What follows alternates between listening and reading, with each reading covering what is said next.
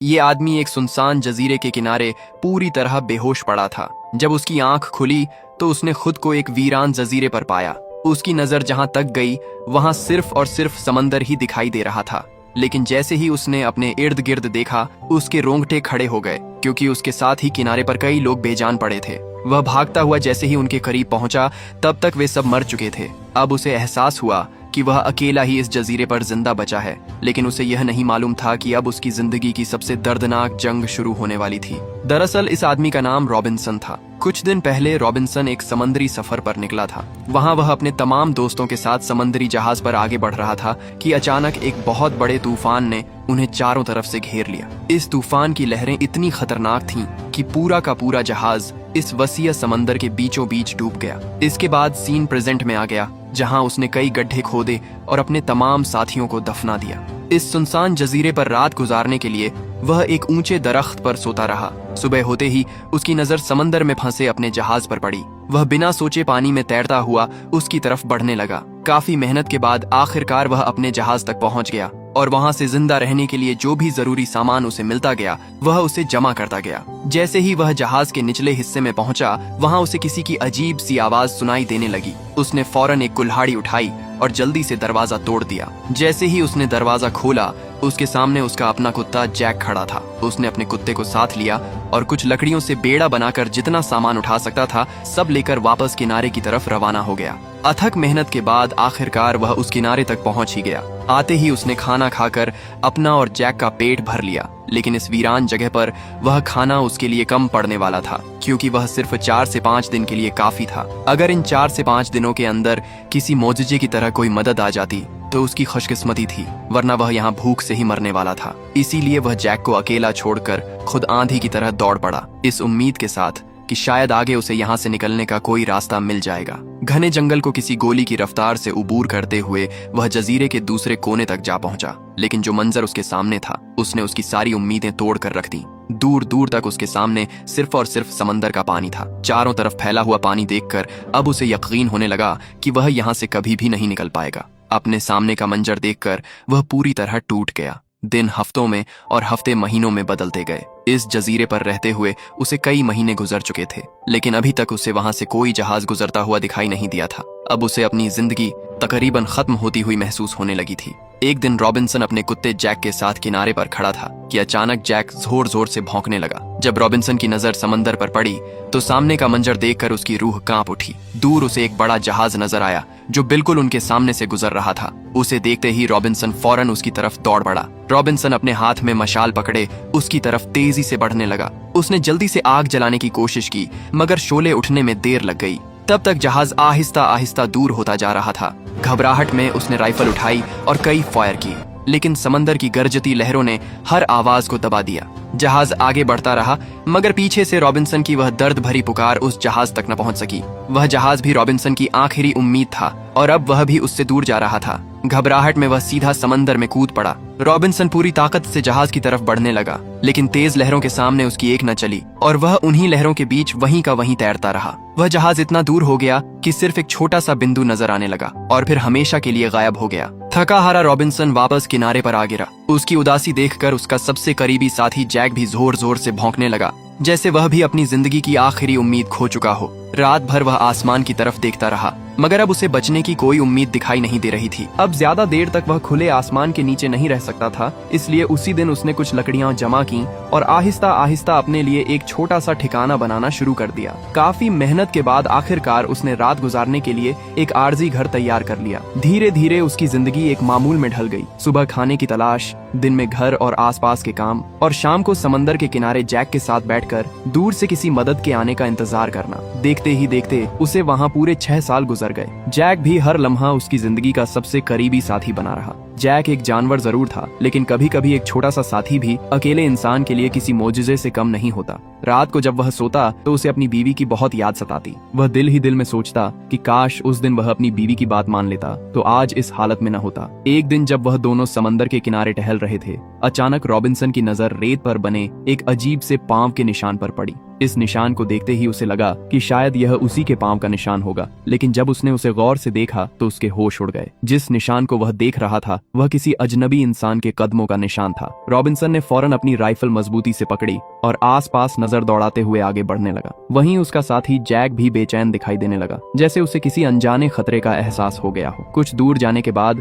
उन्हें वहां लकड़ी से बनी कई किश्तियां खड़ी नजर आईं। साफ जाहिर था कि कोई उन्हें कुछ ही देर पहले यहाँ छोड़ कर गया था। अब सवाल यह था कि इस सुनसान जजीरे पर आखिर और कौन मौजूद था। उसके दिल में खौफ और बढ़ने लगा, लेकिन फिर भी रॉबिन्सन आहिस्ता आहिस्ता आवाजों की तरफ बढ़ता गया। अपने हाथ में राइफल थामे उसने एक बड़े दरख्त के पीछे छिपकर जब दूर सामने देखा तो उसकी रूह कांप उठी। सामने लोगों का एक बड़ा हुजूम किसी खौफनाक रस्म में मशगूल था। वहाँ कुछ कैद लोग रस्सियों से बंधे हुए नजर आ रहे थे। अपने सामने यह मंजर देखकर रॉबिन समझ गया कि यहाँ कुछ बहुत बुरा होने वाला है। उसने फौरन अपनी राइफल रीलोड कर ली। जैसे जैसे वह अपने सामने का खौफनाक मंजर देखता गया उसका दिल जोर जोर से धड़कता गया। वह जानता था कि अगर वह पकड़ा गया तो उसकी जान भी खतरे में पड़ सकती है। लेकिन फिर उसकी नजर उन कायद लोगों पर पड़ी। उनकी बेचैनी और मदद की उम्मीद ने उसके अंदर की इंसानियत को जगा दिया, क्योंकि वहाँ खड़े आदिवासी एक आदमी को काटने वाले थे। 6 साल की तन्हाई के बावजूद वह किसी बेगुनाह को यूं मुसीबत में छोड़ नहीं सकता था। उसने बिना वक्त बर्बाद किए अपनी राइफल उठाई और मौका देखते ही ट्रिगर दबा दिया। एक तेज गोली निकलकर सीधा एक आदिवासी को जा लगी। उसे गोली लगते ही वह खौफनाक रस्म एकदम अफरा तफरी में बदल गई।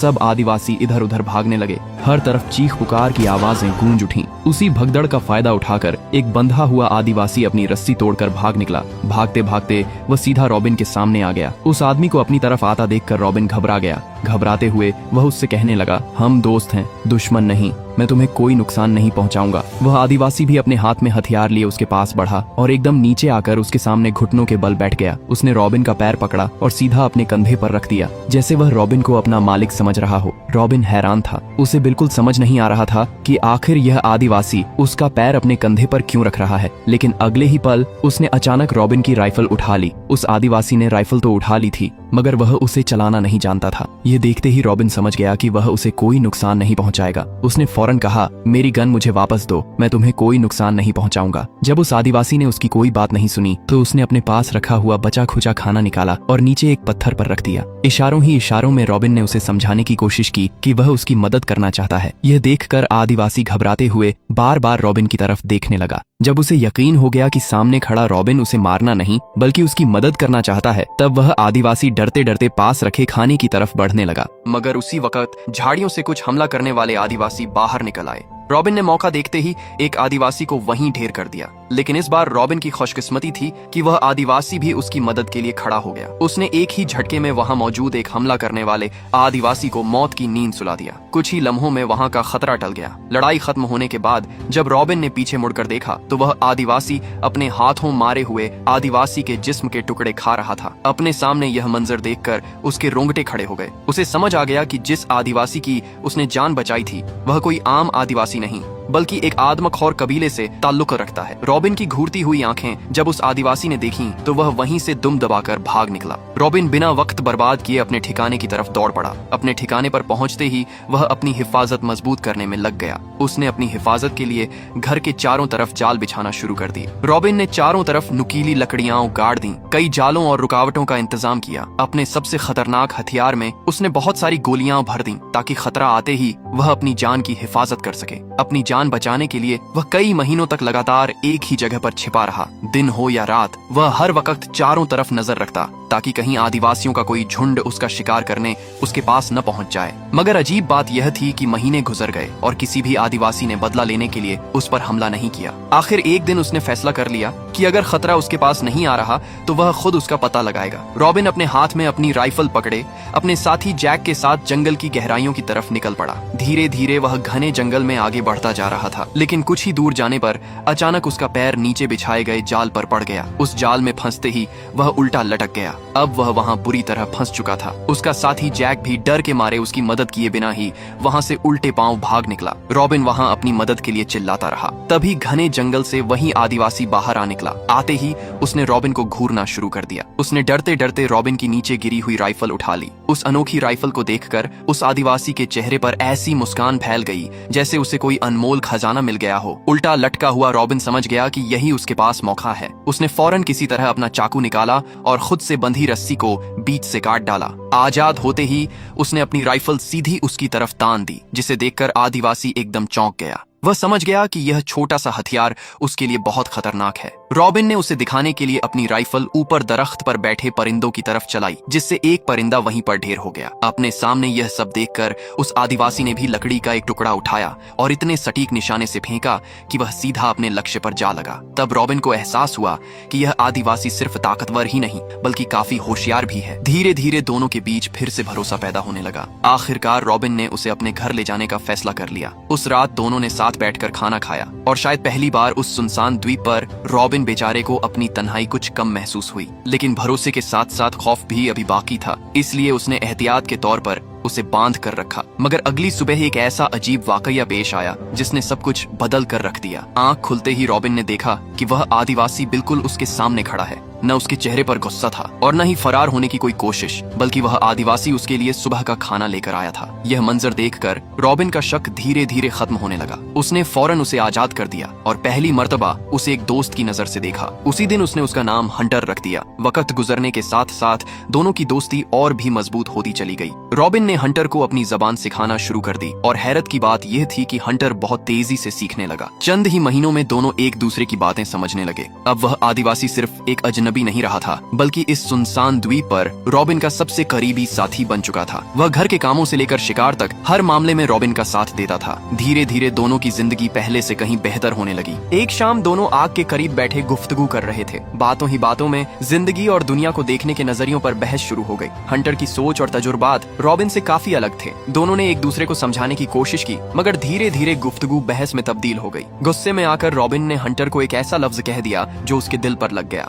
ये सुनते ही हंटर खामोशी से फौरन वहां से चला गया। उस दिन के बाद दोनों के दरमियान पहले जैसी कुर्बत न रही। एक ही द्वीप पर रहते हुए भी दोनों ने अलग अलग रास्ते इख्तियार कर लिए। जब कभी उनका सामना होता तो दोनों नजरें चुरा कर गुजर जाते। मगर वक्त के साथ रॉबिन को एहसास होने लगा कि उसने महज गुस्से की वजह से अपने सबसे करीबी दोस्त को खुद से दूर कर दिया है। अब उसके दिल में सिर्फ एक चीज बाकी रह गई थी और वह था पछतावा। कई दिन गौर फिक्र करने के बाद वह अपने साथी हंटर को दोबारा तलाश करने निकल पड़ा। जब उसे द्वीप के किनारे अकेला बैठा मिला तो रॉबिन खामोशी से उसके पास गया और अपनी गलती पर माफी मांगने लगा। उसने वादा किया कि आइंदा दोनों एक दूसरे की सोच का एहतराम करेंगे और अपनी दोस्ती को हर चीज से ज्यादा अहमियत देंगे। हंटर चंद लम्हे खामोश रहा, फिर मुस्कुराकर उसकी माफी कबूल कर ली। उस एक लम्हे ने दोनों को पहले से भी ज्यादा करीब कर दिया। अब दोनों फिर से साथ वक्त गुजारने लगे। कभी समंदर के किनारे घूमते, कभी शिकार करते और कभी हंसते हंसते पुराने गिले शिकवे भुला देते। मगर एक दिन हंटर ने एक ऐसा राज बताया जिसने सब कुछ बदल कर रख दिया। उसने बताया कि उसने अपने कबीले के चंद कानून तोड़े थे,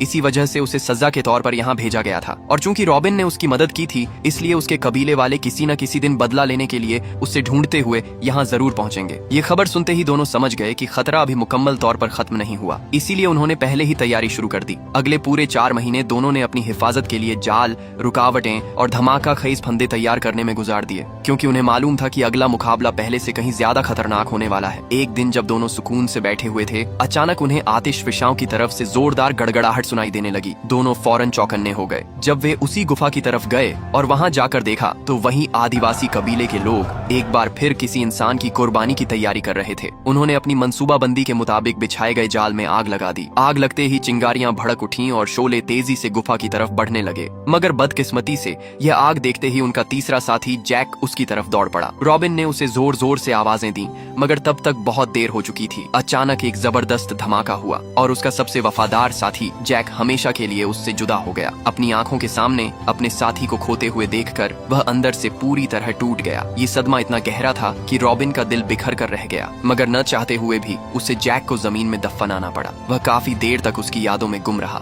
बरसों तक उसका साथ निभाने वाला उसका वफादार साथी जैक हमेशा के लिए उससे बिछड़ चुका था, लेकिन उनकी मुश्किलें अभी खत्म नहीं हुई थीं। हंटर ने उसे समझाया कि अगर कबीले वालों को उसके जिंदा होने का इल्म हो गया तो वे उनका ताकुब करते हुए यहाँ तक जरूर पहुँच जाएंगे। तब रॉबिन ने एक नया प्लान बनाया। उसने कहा कि शायद अब वक्त आ गया है कि वे एक बड़ा बेड़ा तैयार करें और द्वीप से निकलने की कोशिश करें। मगर यह बात हंटर को परेशान कर गई। वह इसलिए फिक्रमंद हुआ क्योंकि उसे लगा कि रॉबिन उसे दोस्त नहीं बल्कि गुलाम बनाने का सोच रहा है। पुरानी गुलामी की तल्ख यादें जहन में आते ही उसके दिल में शक पैदा हो गया। यूं एक बार फिर दोनों के दरमियान गलतफहमी ने जन्म ले लिया और मामला इतना बढ़ गया कि हंटर दोबारा उससे दूर हो गया। अब रॉबिन एक मर्तबा फिर तन्हा रह गया। उसने अकेले ही द्वीप छोड़ने की तैयारी शुरू कर दी। दिन रात की मेहनत के बाद आहिस्ता आहिस्ता एक बड़ा बेड़ा तैयार होने लगा। हर लकड़ी, हर रस्सी और हर गिरह में उसकी उम्मीद जुड़ी हुई थी। फिर एक दिन जब रॉबिन अपने काम में मसरूफ था, अचानक हंटर उसके सामने आ खड़ा हुआ। इस मर्तबा उसके चेहरे पर न गुस्सा था और न ही कोई शिकवा। उसने मुस्कुराते हुए कहा कि वह अपने दोस्त का साथ देने के लिए तैयार है। ये सुनकर रॉबिन को महसूस हुआ कि शायद उनकी दोस्ती हर गलत फहमी से ज्यादा मजबूत है।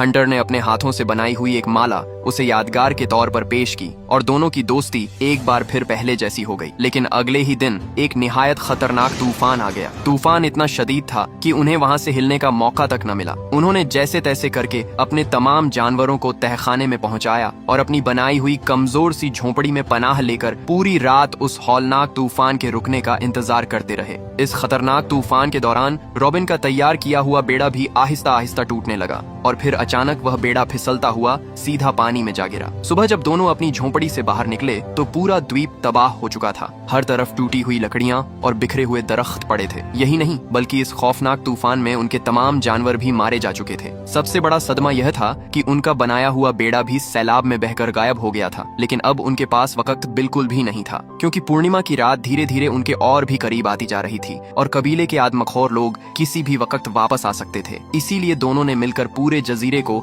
एक जंग का मैदान बना दिया। हर जगह छिपी हुई रुकावटें और जाल बिछा दिए गए। रॉबिन ने अपने शातिर दिमाग से एक ऐसा हथियार तैयार किया जो छिपकर हमला कर सकता था और हर रास्ते को जालों से भर दिया गया। पूर्णिमा की रात रॉबिन ने अपना पूरा हुलिया बदलकर खुद को कबीले जैसा दिखने वाला आदमखोर बना लिया। फिर उसने अपनी बांसुरी बजाकर उन्हें अपने बिछाए गए जालों की तरफ खींचना शुरू किया। इब्तिदा में सब कुछ प्लान के मुताबिक चल रहा था। जब तमाम आदिवासी लोग जैक की कब्र के पास पहुंचे तो वहां उन्होंने सब कुछ खोद डाला। अपने सामने यह मंजर देखकर उसका गुस्सा भड़क उठा। जब तमाम आदिवासी लोग उसकी झोंपड़ी के आसपास पहुंचे तो उसने फौरन अपने बिछाए हुए जाल की रस्सी काट दी और अगले ही लम्हे पूरा मैदान अफरा तफरी का शिकार हो गया। जैसे जैसे जाल खुलते गए वैसे वैसे आदिवासी लोग उनमें फंसते चले गए। उधर जैसे ही आदिवासी लोग उनके घर की तरफ बढ़े, अचानक एक बहुत बड़ा धमाका हुआ। घर के साथ साथ कई आदिवासी भी वहीं ढेर हो गए। दोनों को लग रहा था कि अब जीत उनकी है, लेकिन अगले ही लम्हे कुछ आदिवासी लोग घने जंगल से बाहर निकल आए और एक तीर सीधा रॉबिन को आ लगा। हंटर से अपने साथी को तड़पता हुआ देखा न गया। उसने फौरन अपनी कुल्हाड़ी सीधी उस आदिवासी के सिर पर दे मारी, जिससे वह वहीं पर हलाक हो गया। उसने फौरन उसकी छाती से तीर बाहर निकाला और जंगल की तरफ दौड़ पड़ा। उसने किसी न किसी तरह जंगल से कुछ जड़ी बूटियां तलाश कर लीं और उसके जख्म पर लगा दी। मगर रॉबिन की बदकिस्मती कि पूरे 10 दिन गुजरने के बाद भी उसकी हालत बेहतर होने के बजाय और ज्यादा खराब होती गई। उसका जख्म इतना गहरा था कि उसके पूरे जिस्म में इन्फेक्शन फैलता चला गया। अगर उसका जख्म जल्द ठीक न हुआ तो रॉबिन की मौत यकीनी थी। लेकिन उसका साथी अब भी उसके साथ खड़ा था। उसने फैसला किया कि वह रॉबिन को अपने कबीले तक ले जाएगा। डर तो था, लेकिन उसे रॉबिन की जान ज्यादा अजीज थी। वह फौरन रॉबिन को लेकर अपने कबीले की तरफ रवाना हो गया। जैसे ही वह वहां पहुंचे, दोनों को घेर लिया गया। वहां मौजूद तमाम आदिवासी लोगों को लगा कि रॉबिन एक दुश्मन है, क्योंकि उनके कबीले पर कुछ लोग पहले भी हमला कर चुके थे और उस हमले में कई आदिवासियों को पकड़ लिया गया था। इसीलिए उन्हें यकीन था कि वह उनका दुश्मन है। मगर उसकी खुशनसीबी यह थी कि कबीले के एक कानून के मुताबिक बीमार शख्स को मारना मना था, इसलिए उसका इलाज शुरू कर दिया गया। मगर इस इलाज के पीछे उसके लिए एक खतरा भी मौजूद था। उसी दिन फैसला किया गया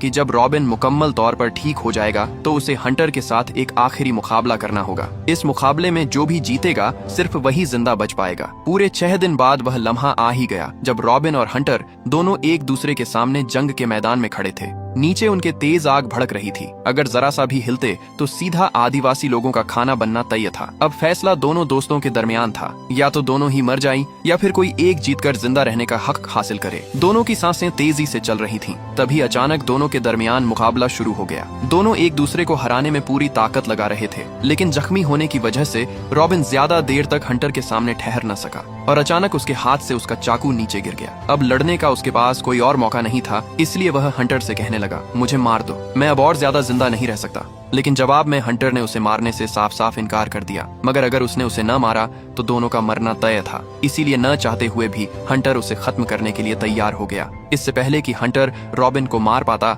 अचानक हवा में उड़ती हुई एक गोली सीधी हंटर को जा लगी। गोली लगते ही हंटर रॉबिन की बाहों में गिर पड़ा। पल भर में सब कुछ बदल गया। रॉबिन का सबसे बड़ा सहारा उसी लम्हे उससे छिन गया। अचानक वहां बड़ी तादाद में वही लोग दोबारा आदिवासियों पर हमला कर चुके थे। उन लोगों ने पूरे आदिवासी कबीले को अपने कब्जे में ले लिया। वक्त गुजरता गया और लगभग 28 साल बाद रॉबिन किसी न किसी तरह उस जजीरे से बाहर निकलने में कामयाब हो गया। उसे जिंदगी दोबारा मिली और वह अपनी दुनिया में वापस लौट आया। उसने अपनी जिंदगी एक बार फिर अपनी पत्नी के साथ बसा ली, लेकिन उसके दिल का एक हिस्सा हमेशा उसी जजीरे पर रह गया। आज भी जब वह आग के पास बैठता है तो उसे अपने सबसे वफादार साथी हंटर और जैक दोनों की याद सताती है। वे दोस्त जिनके साथ उसने जिंदगी के सबसे गहरे लम्हे गुजारे थे, हमेशा हमेशा के लिए उसके दिल में बस गए। उसके साथी हंटर और जैक की यादें एक तस्वीर की तरह हमेशा जिंदा रहीं और आखिरकार यह दर्द भरी कहानी यहीं पर खत्म हो जाती है। अगर यह वीडियो आपको अच्छी लगी तो इस वीडियो को लाइक और हमारे चैनल को सब्सक्राइब कीजिएगा।